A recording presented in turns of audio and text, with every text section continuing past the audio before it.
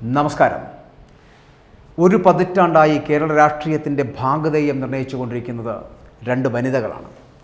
അവർ രാഷ്ട്രീയക്കാരല്ല, സാമൂഹ്യ പ്രവർത്തകരോ സമുദായ നേതാക്കളോ അല്ല. ജീവിതമാർഗം തേടി എങ്ങു നിന്നോ അനന്തപുരിയിൽ എത്തിപ്പെട്ടു പോയവർ. അറിഞ്ഞും അറിയാതെയും അവർ കേരള രാഷ്ട്രീയത്തിൽ സ്വാധീനം ചെലുത്താൻ കഴിയുന്ന നിർണായക ശക്തികളായി മാറുകയായിരുന്നു.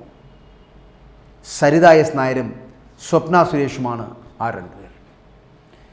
ഇവരിലൊരാൾ ഒരു സർക്കാരിൻ്റെ തിരിച്ചുവരവിനെ തടയുകയും മറ്റൊരു സർക്കാരിനെ രണ്ടുവട്ടം അധികാരത്തിലേറ്റാൻ കരുനീക്കുകയും ചെയ്തു. എത്രയോ പ്രഗത്ഭമതികളായ നേതാക്കൾ നയിച്ച സർക്കാരുകളാണ് ഒരു രാഷ്ട്രീയ പശ്ചാത്തലവുമില്ലാത്ത ഈ വനിതകൾ വട്ടം ചുറ്റിച്ചത് എന്നുള്ളതാണ്. സരിത എസ് നായർ ഒരു സംരംഭകയായി വന്ന് അനന്തപുരിയുടെ ഉന്നത ശ്രേണികളിൽ ബന്ധം സ്ഥാപിച്ചു. ഒരു രാഷ്ട്രീയ പശ്ചാത്തലവുമില്ലെങ്കിലും രാഷ്ട്രീയ ഇടപെടലുകൾ നടത്തി ഒരു പതിറ്റാണ്ട് വാർത്തകളിൽ നിറഞ്ഞാടി. സരിത അവരുടെ റോൾ അഭിനയിച്ചു തീർത്ത് അണിയറയിലേക്ക് പിൻവാങ്ങിക്കഴിഞ്ഞു. എന്നാൽ ഒരു മുഖ്യമന്ത്രിയുടെ ഓഫീസിനെ കൈവെള്ളയിൽ നിർത്തി സ്വപ്ന സുരേഷ് ആട്ടം തുടരുന്നു. ആട്ടം തുടർന്നുകൊണ്ടേയിരിക്കുന്നു. അവർ എയ്യുന്ന അമ്പുകളേറ്റ അധികാരികൾ പുളയുന്നു. അപ്പോഴും ജനം ചോദിക്കുന്നു, ഒരു പെണ്ണ് വിചാരിച്ചാൽ ഇത്രയൊക്കെ നടക്കുമോ എന്ന്. ഇവർ ഒറ്റയ്ക്കാണോ? ഇവരുടെ പിന്നിൽ ആരൊക്കെയാണ് ചരട് വലിച്ചത് എന്നൊക്കെയുള്ള ചോദ്യങ്ങളുണ്ടാവുന്നു. ഉമ്മൻചാണ്ടി ഓർമ്മയുണ്ടോ? ഉമ്മൻചാണ്ടിക്കെതിരെ നടന്ന ഗൂഢാലോചനയെക്കുറിച്ച് സൂചന നൽകിയതും ഉമ്മൻചാണ്ടിയെ കുറ്റവിമുക്തനാക്കിയും CBI റിപ്പോർട്ട് പുറത്തു വന്നപ്പോൾ നിയമസഭയ്ക്ക് അകത്തും പുറത്തും പ്രതിഷേധത്തിൻ്റെ കൊടുങ്കാറ്റ് വരുന്നത് കണ്ടില്ലേ? അത്ര തന്നെ വേഗത്തിൽ അത് അസ്തമിക്കുകയും ചെയ്തു എന്നുള്ളതാണ്. ഉമ്മൻചാണ്ടിക്കെതിരെ ക്രിമിനൽ ഗൂഢാലോചന നടന്നു എന്ന കണ്ടെത്തലിൽ എല്ലാവരും യോജിച്ചു. ക്രിമിനൽ കുറ്റമുണ്ടായെങ്കിൽ കുറ്റവാളിയുമുണ്ട് എന്നുള്ളതാണ്. പക്ഷേ അതാരാണെന്ന് കണ്ടെത്താൻ അന്വേഷണമില്ല. ആകെ അവശേഷിക്കുന്നത് സുധീർ ജേക്കബ് ഹർജിക്കാരനായി കൊട്ടാരക്കര കോടതിയിൽ മന്ത്രി KV ഗണേഷ് കുമാറിനെതിരായി പരിഗണനയിലിരിക്കുന്ന ഒരു കേസ് മാത്രമാണ്. സോളാറിൻ്റെ പ്രതിഷേധം 2013 കൊച്ചി നഗരത്തിൽ മഹിളാ സംഘം പ്രവർത്തകർ ഉമ്മൻചാണ്ടിയുടെയും സരിതാ നായരുടെയും ചിത്രങ്ങൾ കത്തിക്കുന്ന തരത്തിലുണ്ടായി. ഉമ്മൻചാണ്ടിക്കെതിരെ നടന്ന ഗൂഢാലോചനയെക്കുറിച്ച് സൂചന നൽകിയും ഉമ്മൻചാണ്ടിയെ കുറ്റവിമുക്തനാക്കിയും CBI റിപ്പോർട്ട് പുറത്തു വന്നപ്പോൾ നിയമസഭയ്ക്കകത്തും പുറത്തും പ്രതിഷേധത്തിൻ്റെ കൊടുങ്കാറ്റ് ആഞ്ഞുവീശി. അത്ര തന്നെ വേഗത്തിൽ അത് അസ്തമിക്കുകയും ചെയ്തു. ഉമ്മൻചാണ്ടിക്കെതിരെ ക്രിമിനൽ ഗൂഢാലോചന നടന്നു എന്ന കണ്ടെത്തലിൽ അന്ന് എല്ലാവരും ഒരുപോലെ യോജിച്ചു നിന്നു എന്നുള്ളതാണ്. ഇതിനിടെയാണ് മുഖ്യമന്ത്രിയുടെ ഓഫീസുമായി സരിതയ്ക്ക് അടുത്ത ബന്ധമുണ്ട് എന്നുള്ള സൂചന. അത്തരത്തിൽ സൂചന നൽകും വിധമുള്ള പേഴ്സണൽ സ്റ്റാഫിൽപ്പെട്ട 3 പേരുടെ ഫോൺ കോൾ, ആ ഫോൺ കോൾ ലിസ്റ്റുകൾ പുറത്തു വരുന്നത്. ഇതോടെ മുഖ്യമന്ത്രിയുടെ ഓഫീസും ഏതാനും മന്ത്രിമാരുടെ ഓഫീസും സംശയത്തിൻ്റെ നിഴലിലായി മാറി.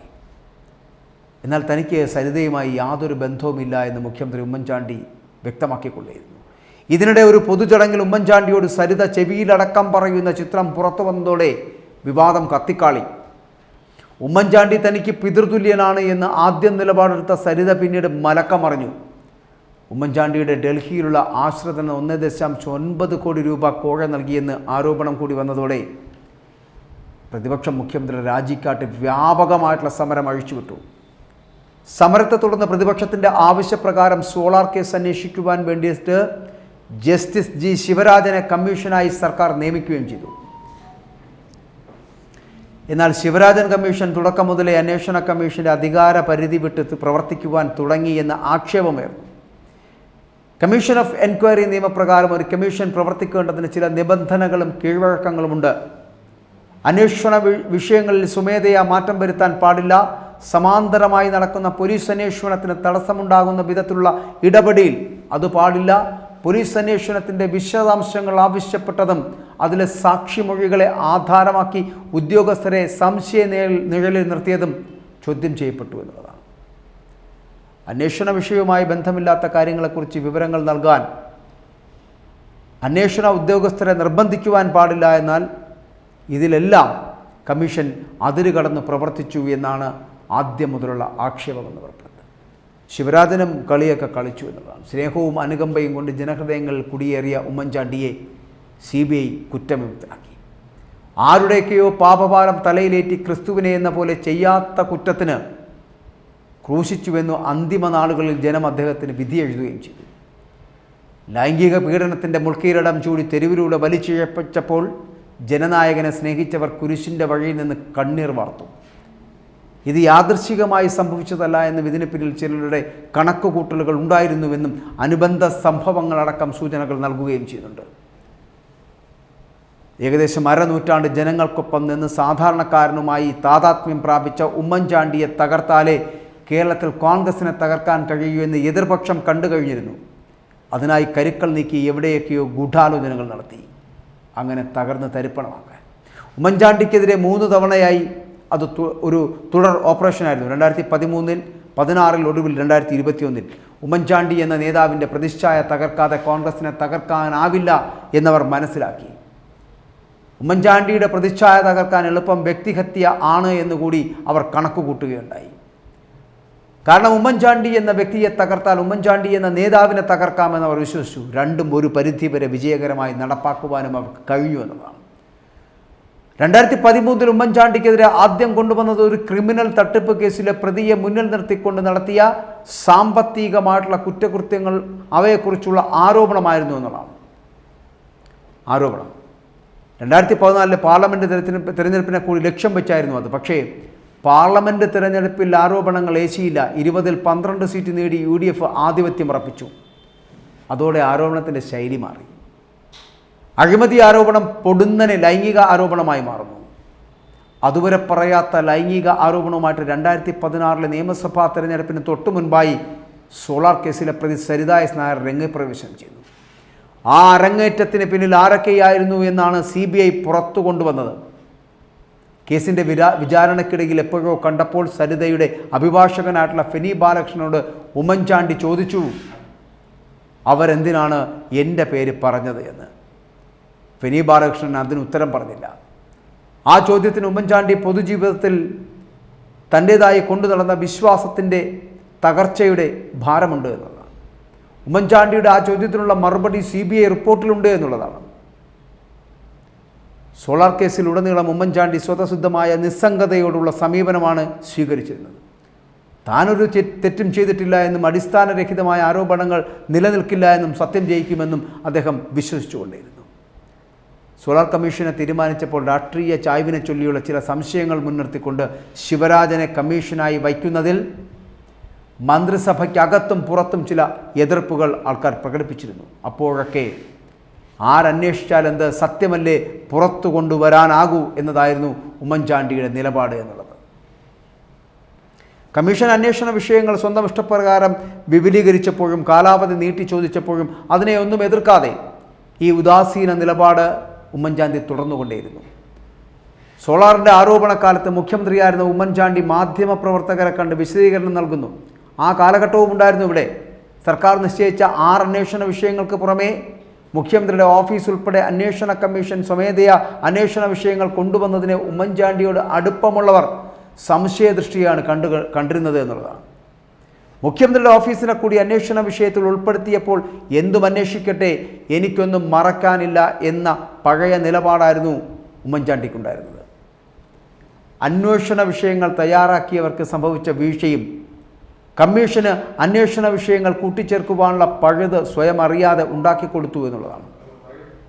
നിയമസഭയ്ക്കകത്തും പുറത്തുമുയർന്ന ആരോപണങ്ങളെന്ന ആദ്യത്തെ അന്വേഷണ വിഷയത്തെ വ്യാഖ്യാനിച്ചാണ് കമ്മീഷൻ സരിതയുടെ കത്ത് അന്വേഷണ വിഷയമാക്കിയതുപോലും. സരിത എസ് നായരെയും ഉമ്മൻചാണ്ടിയെയും തമ്മിൽ താരതമ്യം ചെയ്ത് ഇവരിൽ ആർക്കാണ് വിശ്വാസ്യത എന്ന് കമ്മീഷൻ പരിശോധിച്ചില്ല.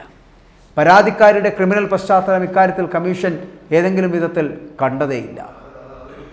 സാമാന്യനീതി അനുസരിച്ചുള്ള സ്വാഭാവിക നടപടിക്രമത്തിൻ്റെ ആനുകൂല്യം കമ്മീഷൻ ആദ്യം തന്നെ ഉമ്മൻചാണ്ടിക്ക് നിഷേധിക്കുകയും ചെയ്തു. അങ്ങനെ അരനൂറ്റാണ്ടിലേറെ നീണ്ട രാഷ്ട്രീയ ജീവിതവും വഹിച്ച പദവികളും സാമൂഹിക അംഗീകാരവും പശ്ചാത്തലവും ഒന്നും കമ്മീഷൻ്റെ പരിഗണനയിൽ വന്നില്ല എന്നുള്ളതാണ്. കമ്മീഷൻ ഓഫ് എൻക്വയറി നിയമത്തിൻ്റെ 8B വകുപ്പ് പ്രകാരം അന്വേഷണത്തിൽ ലഭിച്ച തെളിവുകളുടെ അടിസ്ഥാനത്തിൽ ആർക്കെങ്കിലും അപകീർത്തി ഉണ്ടാക്കുന്ന നിഗമനത്തിലെത്തുന്നതിന് മുൻപ് പ്രസ്തുത വ്യക്തിക്ക് നോട്ടീസ് അയക്കേണ്ടതുണ്ട്. കുറ്റാരോപണ പത്രികയിൽ ഉൾപ്പെട്ട എല്ലാവർക്കും കമ്മീഷൻ ഇങ്ങനെ നോട്ടീസ് നൽകുകയുണ്ടായി. പത്രികയിൽ പറഞ്ഞിരിക്കുന്ന ആരോപണങ്ങൾക്ക് മറുപടിയും തെളിവുമാണ് ആവശ്യപ്പെട്ടത് എന്നുള്ളതാണ്. എന്നാൽ വിചിത്രമായ സംഗതി, ആ നോട്ടീസിൽ കുറ്റാരോപിതനായ വ്യക്തി പരാതിക്കാരിയെ മാനഭംഗപ്പെടുത്തി എന്ന നിർണായക പരാതി പരാമർശിച്ചിട്ടില്ല എന്നുള്ളതാണ്. നോട്ടീസിൽ മാനഭംഗപ്പെടുത്തി എന്നത് പറയാത്ത സാഹചര്യത്തിൽ പരാതിക്കാരൻ എങ്ങനെ നോട്ടീസിലില്ലാത്ത ലൈംഗിക ആരോപണം ഖണ്ഡിക്കും എന്ന ചോദ്യവും അതിനോടൊപ്പമുണ്ട്. ചുരുക്കത്തിൽ കമ്മീഷൻ തയ്യാറാക്കിയ കുറ്റാരോപണ പത്രികയിലെ 8B നോട്ടീസിലോ പരാമർശിക്കാത്ത മാനഭംഗ ആരോപണം അന്വേഷണ വിധേയമാക്കിയതും മാനഭംഗം നടന്നു എന്ന നിഗമനത്തിൽ എത്തിച്ചേർന്നതും നിയമവിരുദ്ധവും സാമാന്യ നീതിയുടെ ലംഘനവുമാണ് എന്ന് നിയമവിദഗ്ധരടക്കം ചൂണ്ടിക്കാട്ടി. സത്യം ജയിക്കുമെന്ന് ഉമ്മൻചാണ്ടിയുടെ നിലപാട് അന്തിമമായി തോറ്റില്ല.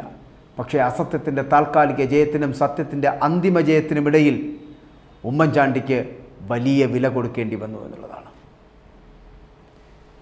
ശിവരാജൻ കമ്മീഷൻ റിപ്പോർട്ടിൻ്റെ അടിസ്ഥാനത്തിൽ മാനഭംഗ കേസിൽ പ്രതിയാക്കി കേസെടുക്കാൻ ഇടത് സർക്കാർ ക്രൈംബ്രാഞ്ചിന് നിർദ്ദേശം നൽകിയപ്പോൾ മുൻകൂർ ജാമ്യം എടുക്കില്ല എന്നതായിരുന്നു ഉമ്മൻചാണ്ടിയുടെ ഉറച്ച തീരുമാനം. അറസ്റ്റ് ഉണ്ടാവുമെന്ന പ്രചരണം ശക്തമായപ്പോൾ മന്ത്രിമാരായിട്ടുള്ള KC ജോസഫും അനിൽകുമാറും ഹൈബി ഈഡൻ MLAയും ഉൾപ്പെടെയുള്ള നേതാക്കൾ ഉമ്മൻചാണ്ടിയെ പോയി കണ്ട് മുൻകൂർ ജാമ്യം എടുക്കുന്നതാവും നല്ലത് എന്ന് അഭിപ്രായപ്പെട്ടു. മുൻകൂർ ജാമ്യത്തിന് ഞാൻ പോവില്ല, അവർ അറസ്റ്റ് ചെയ്യട്ടെ, നിശ്ചയദാർഢ്യത്തോടെയായിരുന്നു ഉമ്മൻചാണ്ടിയുടെ മറുപടി എന്നുള്ളത്. കാരണം നിയമവിദഗ്ധരും മുൻകൂർ ജാമ്യം എടുക്കുന്നതാവും നല്ലത് എന്ന് ഉപദേശിച്ചിട്ട് പോലും ഉമ്മൻചാണ്ടി നിലപാടുകൾ മാറ്റമുണ്ടായില്ല, മനസ്സിളകിയില്ല. ആ തീരുമാനം ശരിയായിരുന്നുവെന്ന് കാലം തെളിയിച്ചു. അന്ന് മുൻകൂർ ജാമ്യം എടുത്തിരുന്നുവെങ്കിൽ അദ്ദേഹം കുറച്ചെങ്കിലും സംശയത്തിൻ്റെ നിഴലിലാകുമായിരുന്നു. ആ അന്വേഷണം നടന്നില്ല. ആ അന്വേഷണം നടക്കാത്തതെന്നുള്ളൂ. സോളാർ കമ്മീഷൻ റിപ്പോർട്ട് നൽകി ഏതാനും നാളുകൾക്ക് ശേഷമാണ് ഉമ്മൻചാണ്ടിക്കെതിരായിട്ടുള്ള പിണറായി സർക്കാരിൻ്റെ അന്വേഷണ പ്രഖ്യാപനം വരുന്നത് പോലും.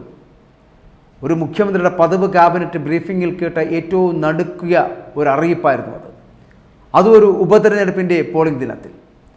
പിണറായി വിജയൻ മുൻ മുഖ്യമന്ത്രി ഉമ്മൻചാണ്ടിയെ സ്ത്രീ പീഡന കേസിൽ പ്രതിയാക്കി കേസ് രജിസ്റ്റർ ചെയ്യാൻ തീരുമാനിച്ചുവെന്ന മുഖ്യമന്ത്രി പിണറായി വിജയൻ്റെ വാക്കുകളുണ്ടല്ലോ, ആ വാക്കുകൾ ഒരു സാധാരണ മന്ത്രിസഭാ തീരുമാനം പ്രഖ്യാപിക്കുന്നത് പോലെ വളരെ യാന്ത്രികമായിരുന്നു എന്നുള്ളത്.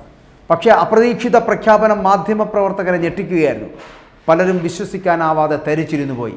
പത്രസമ്മേളനം കഴിഞ്ഞിട്ടും അന്വേഷണ കമ്മീഷൻ റിപ്പോർട്ടിൻ്റെ പ്രതി മാധ്യമപ്രവർത്തകർക്ക് നൽകിയില്ല എന്നുള്ളതാണ്. അതിൻ്റെ രത്നച്ചുരുക്കം പോലും നൽകിയില്ല. പകരം റിപ്പോർട്ടിൻ്റെ അടിസ്ഥാനത്തിലുള്ള മന്ത്രിസഭാ തീരുമാനം അറിയിക്കുക മാത്രമായിരുന്നു ചെയ്തത്. അന്വേഷണത്തെ സ്വാഗതം ചെയ്ത ഉമ്മൻചാണ്ടിയാകട്ടെ റിപ്പോർട്ട് പുറത്തുവിടാൻ വെല്ലുവിളിച്ചുകൊണ്ടേയിരുന്നു. ഭരണം മാറുമ്പോൾ മുഖ്യമന്ത്രിമാർ മുൻ മുഖ്യമന്ത്രിമാർക്കെതിരെ അഴിമതി ആരോപണങ്ങളിന്മേൽ അന്വേഷണങ്ങൾ പ്രഖ്യാപിച്ചിട്ടുണ്ട് എങ്കിലും ഒരു മുൻ മുഖ്യമന്ത്രിക്കെതിരെ ബലാത്സംഗ കേസ് രജിസ്റ്റർ ചെയ്യാൻ ഉത്തരവിടുന്നത് രാജ്യത്ത് ആദ്യമായിരുന്നു. ചോദ്യം ചോദിക്കാൻ പോലും കഴിയാത്ത വിധം അമ്പരപ്പായിരുന്നു മാധ്യമപ്രവർത്തകർക്കിടയിൽ. അതും തെളിവുകളുടെ പിൻബലമില്ലാത്ത ഒരു കമ്മീഷൻ റിപ്പോർട്ടിൻ്റെ ശുപാർശയുടെ അടിസ്ഥാനത്തിൽ നടത്തിയ പ്രഖ്യാപനം. കഷ്ടമാണ് പിണറായി വിജയൻ, കഷ്ടമാണ്, പറയാതിരിക്കാൻ കഴിയില്ല.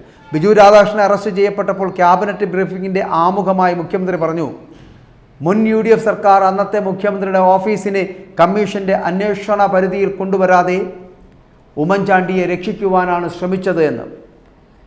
എന്നാൽ കമ്മീഷൻ മുമ്പാകെ ലഭിച്ച തെളിവുകളുടെയും വസ്തുതകളുടെയും അടിസ്ഥാനത്തിൽ അന്നത്തെ മുഖ്യമന്ത്രിയും സംഘവും അല്ലെങ്കിൽ മുഖ്യമന്ത്രിയുടെ ഓഫീസും സോളാർ തട്ടിപ്പിൽ ഉത്തരവാദികൾ ആണ് എന്ന് ജനങ്ങൾക്ക് ബോധ്യപ്പെടുന്ന വിധം തെളിവുകൾ കമ്മീഷൻ റിപ്പോർട്ടിലുണ്ട് എന്ന് പറയപ്പെടുന്നു.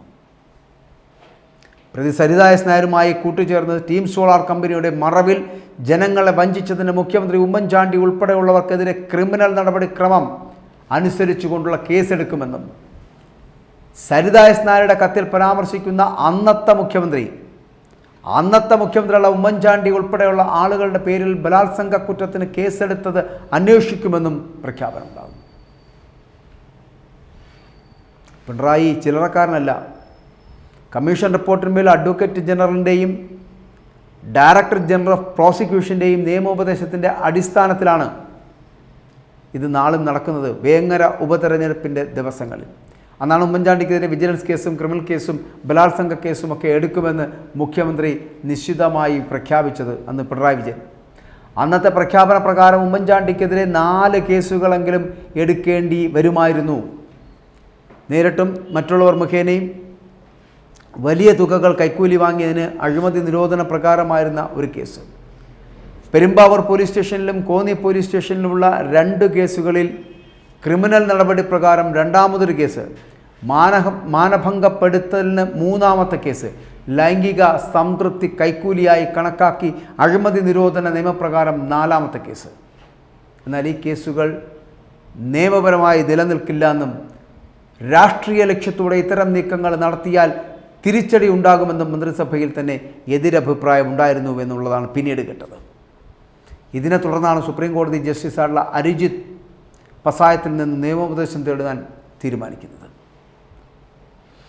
നിയമോപദേശം ലഭിച്ചതോടെ പത്രസമ്മേളനത്തിൽ പ്രഖ്യാപിച്ച 4 കേസുകളിൽ 3 ആവിയായിപ്പോയി. ഒടുവിൽ സോളാർ റിപ്പോർട്ട് നിയമസഭയ്ക്ക് മുന്നിൽ അവതരിപ്പിച്ചുകൊണ്ട് മുഖ്യമന്ത്രി നടത്തിയ പ്രസംഗത്തിൽ പത്രസമ്മേളനത്തിൽ പറഞ്ഞതൊന്നുമില്ലായിരുന്നു എന്നുള്ളതാണ്. കുറ്റാരോപിതർക്കെതിരെ അന്വേഷണം നടത്തുമെന്ന് മാത്രമാണ് നിയമസഭയിൽ മുഖ്യമന്ത്രി പറഞ്ഞതുപോലും. നേരത്തെ പത്രസമ്മേളനം നടത്തിയ ദിവസം മാധ്യമങ്ങൾക്ക് മുൻപിൽ നൽകിയ കുറിപ്പിൽ ഉടനെ കേസെടുക്കുമെന്ന് പറഞ്ഞിരുന്നു എന്നുള്ളതാണ്. എന്തുകൊണ്ട് കേസെടുത്തില്ല എന്നും പിന്നീടാരും അതിനെക്കുറിച്ച് ചോദിച്ചിട്ടുമില്ല. എന്തായാലും സോളാർ കമ്മീഷൻ റിപ്പോർട്ട് വിശദമായി പഠിക്കാതെ തിരക്കിട്ട് അന്വേഷണം പ്രഖ്യാപിച്ച പിണറായി വിജയൻ്റെ തീരുമാനമെന്ന് പറയപ്പെടുന്നത് അങ്ങേയറ്റം അബദ്ധമായി പോയി എന്ന് കാലം വിലയിരുത്തുകയും ചെയ്തു. നിയമജ്ഞരുമായി ചർച്ച പോലും നടത്താതെ, പ്രഖ്യാപനത്തിൻ്റെ വരും വരായികൾ ആലോചിക്കാതെ രാഷ്ട്രീയ ലാഭം മാത്രം നോക്കിയുള്ള പ്രഖ്യാപനമായി പോയി അതെന്ന് തെളിയുകയായിരുന്നു, കാലം തെളിയിക്കുകയായിരുന്നു. ആ അവിവേകത്തിനുള്ള മറുപടിയാണ് ജസ്റ്റിസ് അരിജിത്ത് പസായത്തിൻ്റെ വാക്കുകളെന്ന് പറയപ്പെടുന്നത്. ശിവരാജൻ കമ്മീഷൻ റിപ്പോർട്ടിന്മേൽ എന്ത് നടപടി കൈക്കൊള്ളണമെന്നത് അത് സംബന്ധിച്ചാണ് സംസ്ഥാന സർക്കാർ സുപ്രീം കോടതി ജസ്റ്റിസ് അരിജിത്ത് പസായത്തിൻ്റെ നിയമോപദേശം തേടിയത് എന്നുള്ളതാണ്. ജസ്റ്റിസ് അരിജിത്ത് പസായത്ത് പറഞ്ഞത് എന്താണ്? കമ്മീഷൻ ഓഫ് എൻക്വയറി നിയമപ്രകാരം ഒരു കമ്മീഷൻ നൽകുന്ന റിപ്പോർട്ടിൽ വാദിയോ പ്രതിയോ വിചാരണയ്ക്കുള്ള കുറ്റപത്രമോ ഉണ്ടാവില്ല എന്നും ജസ്റ്റിസ് പസായത്ത് നിരീക്ഷിച്ചു. കമ്മീഷൻ അന്വേഷണം ആരെങ്കിലും കുറ്റം ചുമത്തുന്നതിനല്ല, മറിച്ച് അന്വേഷിച്ച് വിവരങ്ങൾ ശേഖരിക്കുന്നതിന് മാത്രമാണ്. ഇത്തരമൊരു റിപ്പോർട്ടിന്മേൽ സർക്കാർ നടപടി സ്വീകരിക്കണമെന്ന് നിർബന്ധമില്ല എന്നുകൂടി പറഞ്ഞു. അന്വേഷണ കമ്മീഷൻ ആരായാലും അദ്ദേഹത്തിന് ജുഡീഷ്യൽ പദവി ഇല്ല എന്ന് പറയുക, തനിക്ക് കിട്ടുന്ന വസ്തുതകളടങ്ങിയ റിപ്പോർട്ട് സർക്കാരിന് കൊടുക്കുക എന്നത് മാത്രമാണ് കമ്മീഷൻ്റെ ഉത്തരവാദിത്തം എന്ന് പറയപ്പെടുന്നത്. കമ്മീഷൻ നൽകുന്ന റിപ്പോർട്ടിനെ വിവരശേഖരണമായി മാത്രമേ സർക്കാർ കാണേണ്ടതുള്ളൂ. സർക്കാർ ആവശ്യപ്പെട്ടാൽ അന്വേഷണ ഏജൻസിക്ക് ഇതേക്കുറിച്ച് അന്വേഷണം നടത്താം. വസ്തുതകൾ കമ്മീഷന്റെ കണ്ടെത്തലുകൾക്ക് നിരക്കുന്ന തരത്തിലല്ലെങ്കിൽ വസ്തുതയനുസരിച്ച് മാത്രം തീരുമാനമെടുക്കുവാൻ കഴിയണം.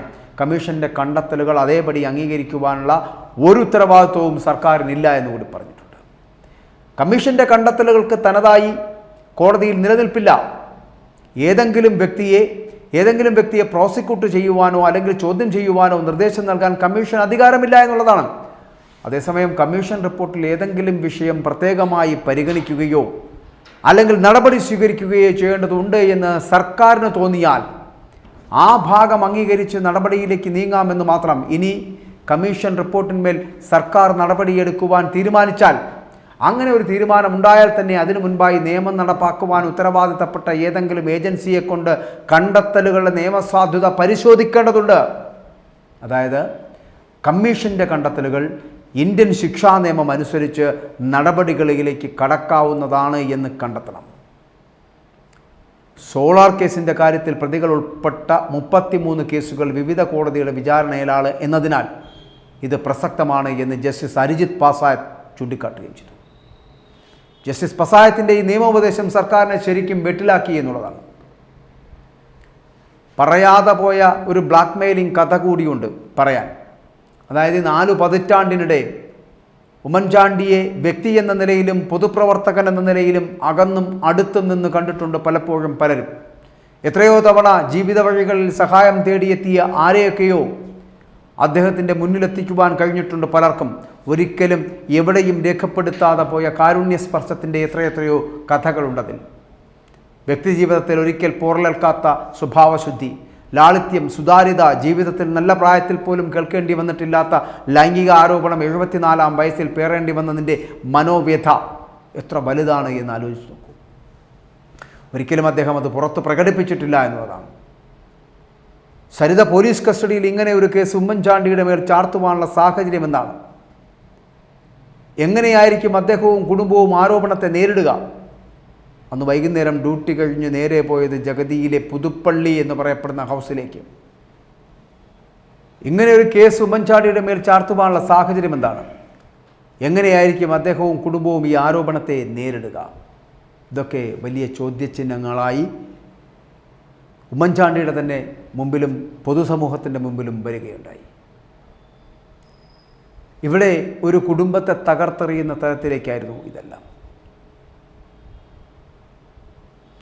ഉമ്മൻചാണ്ടി എന്ന് പറയപ്പെടുന്ന വ്യക്തിത്വത്തെ തിരിച്ചറിയാൻ കഴിയാതായി പോകുന്നവരുണ്ടായിരുന്നു. പക്ഷേ ഇതൊക്കെ പറയുമ്പോഴും അക്ഷോഭ്യനായിരുന്ന ഉമ്മൻചാണ്ടിയെ കാണാൻ കഴിഞ്ഞു. താനൊരു തെറ്റും ചെയ്തിട്ടില്ല എന്ന് എന്തന്വേഷണത്തെയും നേരിടുമെന്നും അചഞ്ചലനായി ഉമ്മൻചാണ്ടി പറഞ്ഞുകൊണ്ടേയിരുന്നു. അതിനുശേഷം അന്ന് അദ്ദേഹം തിരുവനന്തപുരത്തേക്ക് ഉള്ള വിമാനത്തിൽ വരികയും ഉമ്മൻചാണ്ടി തിരുവനന്തപുരത്ത് വിമാനമിറങ്ങി പുതുപ്പള്ളി ഹൗസിലെത്തുന്നതുവരെ വലിയ ബഹളങ്ങളുണ്ടായിരുന്നു. ഒരു സാധാരണ ദൂരയാത്ര കഴിഞ്ഞ് വരുന്നത് പോലെ ഉമ്മൻചാണ്ടി പടികയറി തൻ്റെ വീട്ടിലേക്ക് പോകുന്ന കാഴ്ചയുണ്ടായിരുന്നു. അങ്ങനെ അദ്ദേഹം ക്ഷീണിതനായിരുന്നുവെങ്കിലും ആ മുഖത്ത് അപ്പോഴും പുഞ്ചിരി കളിയാടുന്നുണ്ടായിരുന്നു എന്ന് പറയേണ്ടി വരും. സോളാർ അന്വേഷണം പ്രഖ്യാപിക്കുമ്പോൾ പിണറായിയുടെ മുഖത്തെ ഇരുളിമയെക്കുറിച്ചാണ് ഓർത്തത്. ഉമ്മൻചാണ്ടിയുമായി അല്പസമയം കേസിനെക്കുറിച്ചും സംസാരിക്കേണ്ടി വരുന്നുണ്ട്. പലപ്പോഴും രാഷ്ട്രീയ ജീവിതത്തിൽ ഒരുപാട് പേർ എന്നെ ബ്ലാക്ക് മെയിൽ ചെയ്യാൻ ശ്രമിച്ചിട്ടുണ്ട് എന്ന് ഉമ്മൻചാണ്ടി പറയുന്നുണ്ട്. ഇന്നേ വരെ അത്തരമൊരു ഭീഷണിക്കും വഴങ്ങാത്ത ഞാൻ ഒരാളുടെ ബ്ലാക്ക് മെയിലിങ്ങിന് വഴങ്ങിപ്പോയി എന്ന് ഉമ്മൻചാണ്ടിക്ക് പറയേണ്ടി വരുന്നുണ്ട്. അങ്ങനെ ഒരു ആത്മകഥം എന്ന വണ്ണം അദ്ദേഹം പറയുന്നുണ്ട്. അതാരാണെന്ന് ചോദിച്ചു നോക്കിയെങ്കിൽ കൂടിയും അദ്ദേഹം അത് പറഞ്ഞില്ല എന്നുള്ളതാണ്. ഒരു നടപടിയെയും ഭയപ്പെടുന്നില്ല, ഒന്നും മറച്ചു വയ്ക്കാനില്ല. 60 വർഷമായി രാഷ്ട്രീയത്തിലെത്തിയിട്ട് ഇന്നുവരെ അഴിമതിക്കോ ലൈംഗിക ആരോപണത്തിനോ ഇടവരുത്തിയിട്ടില്ല. അങ്ങനെ വല്ല ബലഹീനതയും ഉണ്ടെങ്കിൽ ജനം പണ്ടേ മനസ്സിലാക്കുമായിരുന്നു തന്നെ. ആരോപണത്തിൽ 1% കഴമ്പുണ്ടെന്ന് വന്നാൽ പിന്നെ പൊതുജീവിതത്തിൽ ഉണ്ടാവില്ല എന്നുകൂടി ഉറക്കെ പറയാൻ കഴിയുന്ന വ്യക്തിത്വമായിരുന്നു ഈ ഉമ്മൻചാണ്ടി. ശിവരാജൻ കമ്മീഷൻ എന്തുകൊണ്ടാവും അങ്ങനെ ഒരു റിപ്പോർട്ട് കൊടുത്തത് എന്നൊരു സംശയമുണ്ടായിരുന്നു. ആ ചോദ്യത്തിനും ഉത്തരമുണ്ടായിരുന്നു. കമ്മീഷൻ്റെ പിന്നിൽ ആരൊക്കെയോ ഉണ്ട് എന്ന് തോന്നുന്നു. ഭരണം മാറിയപ്പോൾ മുതൽ കമ്മീഷൻ്റെ സമീപനത്തിൽ വരെ മാറ്റമുണ്ടാകുന്ന ഒരു സാഹചര്യം ഉണ്ടായി എന്നുകൂടി ഉമ്മൻചാണ്ടി പറഞ്ഞു. പലപ്പോഴും അദ്ദേഹം വളരെ ചിന്താകുലനായിരുന്നു.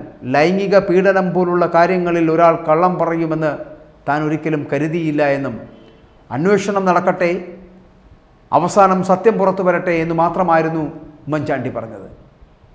ഇങ്ങനെ ഉമ്മൻചാണ്ടിയുടെ കഥകളിൽ ഉമ്മൻചാണ്ടി എന്ന് പറയപ്പെടുന്ന വ്യക്തിത്വത്തെ തിരിച്ചറിയാൻ കഴിയാതായി പോകുന്നവർ ഉണ്ടാക്കിയെടുത്ത കെട്ടുകഥകളിലൊക്കെ ഉമ്മൻചാണ്ടി എന്ന് പറയപ്പെടുന്ന വ്യക്തിത്വത്തെ കരിച്ചു കളയാൻ കഴിയുന്നത്ര പ്രാപ്തി ഉണ്ടായിരുന്നു ആ ആരോപണങ്ങൾക്ക്.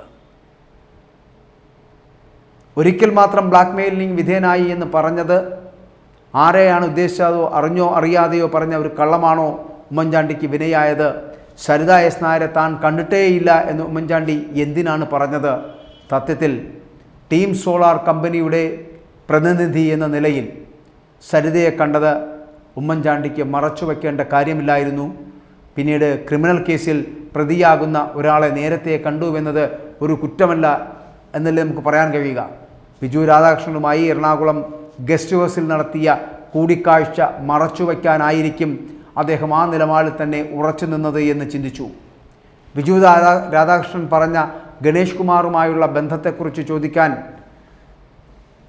ഉമ്മൻചാണ്ടി സരിതയെ കാണുന്നത് പോലും അതിനാണ്.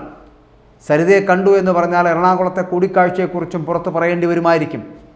അത് ചിലപ്പോൾ ഒരു കുടുംബത്തെ മാത്രമല്ല 2 MLA-മാരുടെ ഭൂരിപക്ഷത്തിൽ നിൽക്കുന്ന ഒരു സർക്കാരിനെ പോലും പ്രതിസന്ധിയിലാക്കും എന്നതാകാം ഉമ്മൻചാണ്ടി ചിന്തിച്ച് കാണുക എന്ന് മനസ്സിലാക്കേണ്ടിയിരിക്കുന്നു. എന്നാൽ അദ്ദേഹം പിന്നീട് അതിനെ വിശദീകരിച്ചത് സോളാർ പദ്ധതിയുമായി തന്നെ വന്ന് കണ്ടയാളാണ് അറസ്റ്റ് ചെയ്യപ്പെട്ട സരിത എസ് നായർ എന്നറിയുമായിരുന്നില്ല. ബിജു രാധാകൃഷ്ണനുമായുള്ള കൂടിക്കാഴ്ചയ്ക്ക് ശേഷം രണ്ടും ഒരാളാണ് എന്ന് അറിയുന്നത് എന്ന് പോലും ഉമ്മൻചാണ്ടിക്ക് പറയേണ്ടി വന്നു. അങ്ങനെ ഒരു പതിറ്റാണ്ടായി കേരള രാഷ്ട്രീയത്തിൽ ഇങ്ങനെ സരിത എസ് നായരും ഉമ്മൻചാണ്ടിയെ വേട്ടയാടുകയും സ്വപ്ന സുരേഷ് പിണറായി വിജയൻ എന്ന് പറയപ്പെടുന്ന മുഖ്യമന്ത്രിയെ വേട്ടയാടുകയും ചെയ്തുകൊണ്ടേയിരുന്നു. സ്വർണ്ണക്കടത്തും ഒപ്പം തന്നെ അതിനോടൊപ്പം ചേർന്നുള്ള പല വിവാദങ്ങളും പൊടിതട്ടിയെടുത്തുകൊണ്ടേയിരുന്നു. അതിനുള്ളിൽ പിണറായിയും ഉറങ്ങാത്ത അച്ഛനായി തീരുകയായിരുന്നു. അങ്ങനെ കേരള രാഷ്ട്രീയത്തിൽ ഒരു പതിറ്റാണ്ടായി കേരള രാഷ്ട്രീയത്തിൻ്റെ ഉറക്കം കെടുത്തുന്ന 2 സ്വപ്നസുന്ദരിമാരായി സരിതയും സ്വപ്നയും. പക്ഷേ അത് കേരള രാഷ്ട്രീയത്തിന് ഇതൊരിക്കലും ഭൂഷണമല്ല എന്ന് പറയട്ടെ.